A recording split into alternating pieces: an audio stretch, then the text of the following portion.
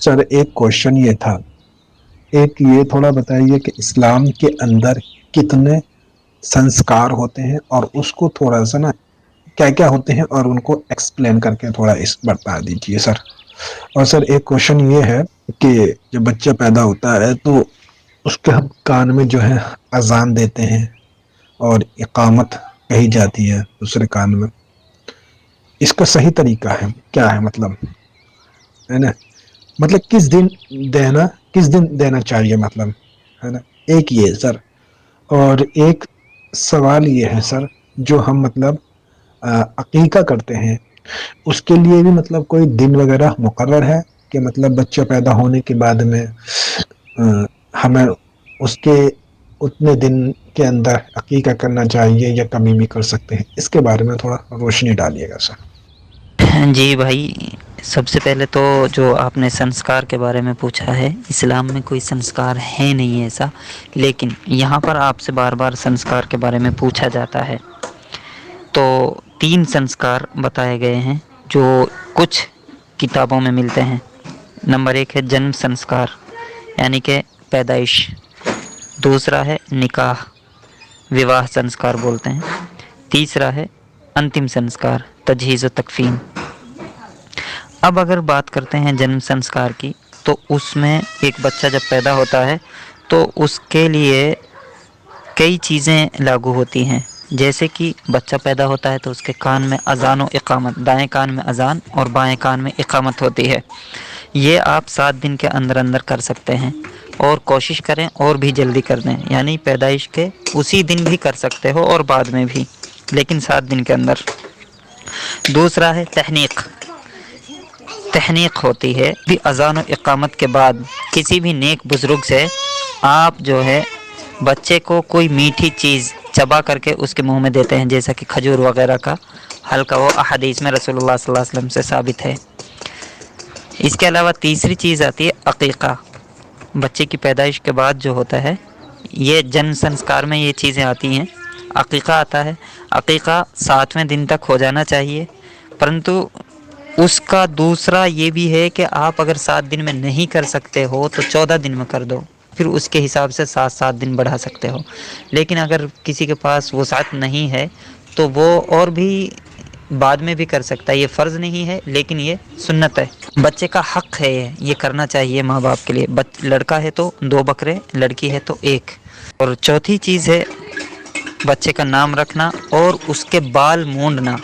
اس میں بھی یہ ہے کہ آپ 7 دن کے اندر اندر یہ بال مونڈ دیں، اور اس میں یہ چیز دیکھی جائے کہ جو بچے کے بال ہیں ان کے برابر، وزن کے برابر کوئی قیمتی چیز، یعنی کہ چاندی وغیرہ جو ہے، اس کا حساب لگا کے پیسے غریبوں میں تقسیم کریں۔ اس کے علاوہ اگلا جو موقع آتا ہے وہ ختنہ کا آتا ہے۔ 5ویں چیز کے اعتبار سے دیکھیں تو بچے کے جو ہے ختنہ کرنا، یہ بھی انبیاء اکرام علیہ الصلوۃ والسلام کی سنت ہے۔ اور چھٹی چیز ہے، اس میں ختنہ کا بھی آپ سے ویگیانک پہلو پوچھ سکتے ہیں، وہ ختنہ کا ویگیانک پہلو کیا ہے؟ تو آپ نے اس کے بارے میں کئی بار سنا ہوگا کہ لنگ کی بڑھی ہوئی چمڑی ہوتی ہے، اس کو کاٹنے کو بولتے ہیں، کیونکہ اس کی وجہ سے اندر جو انڈے پڑ جاتے ہیں اس سے بیماریاں پیدا ہوتی ہیں، اس وجہ سے ہم ختنہ کرتے ہیں۔ اور اس کا سائنٹیفک ریزن بھی یہی بتایا، ختنہ اگر نہیں کرتے ہیں تو پیشاب کی نالی میں جو ہے پیشاب رک جاتا ہے اور اس سے کئی بیماریاں پیدا ہوتی ہیں۔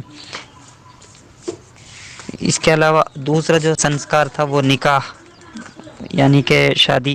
اس میں بھی کئی چیز ہیں، ایک ہے مہر، دوسرا ہے گواہ، تیسرا ہے خطبہ، چوتھا ہے ایجاب و قبول۔ یہ 4 چیزیں اس میں ہوتی ہیں۔ آپ جانتے ہیں یہ مہر کیا ہے اور کتنا دینا ہے، اور دوسرا ہے گواہ، یہ 2 ہونے چاہیے کم سے کم، اور تیسرا ہے خطبہ جو قاضی خطبہ پڑھتا ہے، اور چوتھا ہے ایجاب و قبول، یہ لڑکا لڑکی کی طرف سے ایجاب و قبول ہوتا ہے۔ تیسرا جو سنسکار ہے انتم سنسکار، تو انتم سنسکار میں آتا ہے جو کفنانے دفنانے کا جو سامان ہوتا ہے وہ لے لیتے ہیں۔ اس میں جیسے لوبان ہے، اگربتی ہے، کپور ہے، عطر ہے، گل کھیرو کے پھول ہیں، صابن ہے، اور قبر کے بندوبست کی جو چیزیں ہیں وہ. پھر دوسرا ہوتا ہے اس میں غسل، یعنی کہ نہانا، اسنان. سب سے پہلے پانی میں بیری کے پتے ڈال کر وہ پانی کو گرم کرتے ہیں اور اس سے پھر غسل کرتے ہیں. اس کے بھی 3 طریقے ہیں، 3 ضروری چیزیں اس میں دیکھی جاتی ہیں. نمبر 1 ہے غسل کرتے وقت استنجا کرانا، جو ہمارے اعضائے تناسل ہے اس کو اچھے سے صاف کرنا، دونوں حصے کو اچھے سے صاف کرنا. دوسرا ہے وضو، اور تیسرا ہے پورے شریر پر، پورے بدن پر جو پانی ہے وہ بہانا. وہ انتم سنسکار ہے. اس میں تیسری چیز جو آتی ہے، پہلی ہو گئی سامان ہو گیا، دوسرا غسل ہو گیا، تیسرا کفن ہو گیا. کفن جو ہے مرد کے لیے 3 کپڑے، تہبند کرتا اور ایک بڑی چادر.